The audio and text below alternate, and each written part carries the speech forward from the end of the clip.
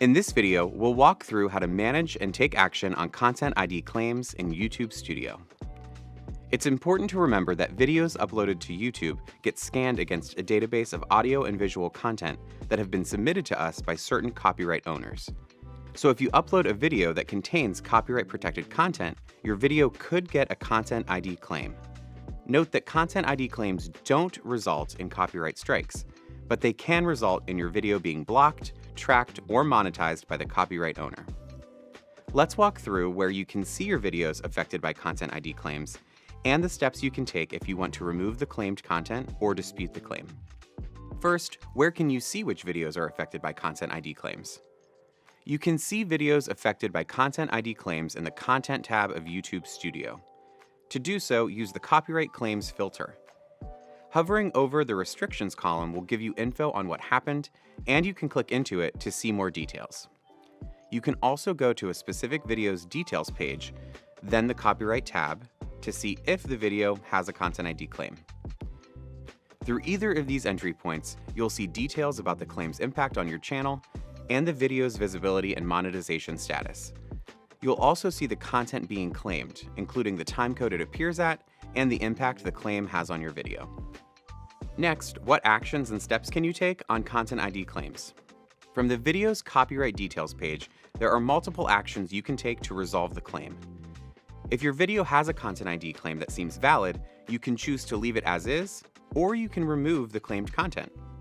You have a few options for removing the claimed content without having to upload a new video. You can trim out a segment, which removes just the claimed segment from your video, including the audio and video. Or, for an audio claim, you can replace or mute the music. If you choose to replace it, you can pick an alternative from the YouTube audio library.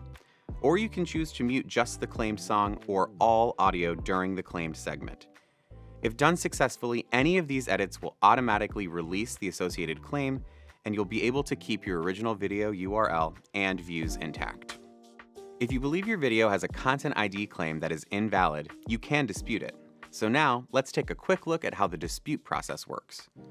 As always, disputes shouldn't be taken lightly and are only for cases where you have all the necessary rights to the content in your video.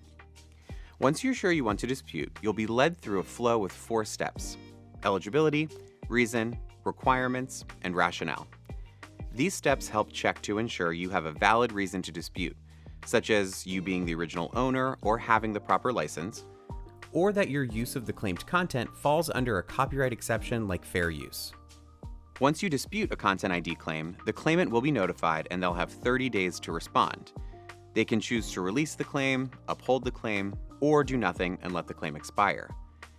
If you're monetizing the video that received a Content ID claim and dispute the claim within 5 days, we'll typically hold the revenue that the video is making and pay out the appropriate party once the dispute is resolved. If your dispute is rejected and you feel the Content ID claim was mistakenly upheld by the copyright owner, your next step would be to appeal their decision. You'll go through a similar flow as the dispute process, but will also need to provide your contact information and provide a more detailed explanation for why you're appealing. You can check your eligibility to appeal on your channel features page at youtube.com/features. And if you're not eligible, you may need to complete a one-time verification before you can appeal. After an appeal, the copyright owner will have 7 days to choose one of these options: to release the claim, let the claim expire, or if they still believe their claim is valid, they can ask for the legal removal of your video with a copyright takedown request. If that takedown request is valid, your video will be removed and your channel will also get a copyright strike. If after all these steps you still believe that you have the rights to the content, you can submit a counter notification. A counter notification is a legal request for YouTube to reinstate the video that was removed for alleged copyright infringement. You can only pursue a counter notification when a video that you uploaded was disabled due to a mistake or misidentification of the content. If it is complete and valid, YouTube will forward it to the claimant.